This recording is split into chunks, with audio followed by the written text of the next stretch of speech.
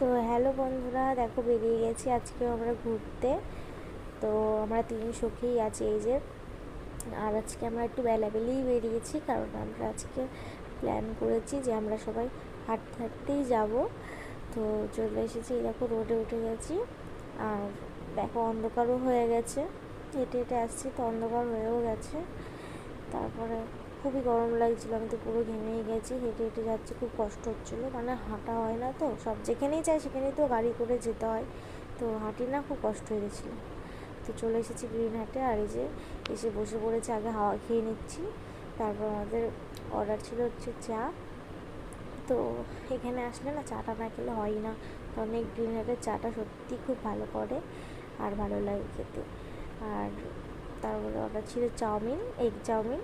তো আমরা খাওয়া দাওয়া করে অনেকক্ষণ বসে গল্প গল্প করে বেরিয়ে গেছি, আর ওরা দেখো ওইদিকে ফটো তুলতেই ব্যস্ত।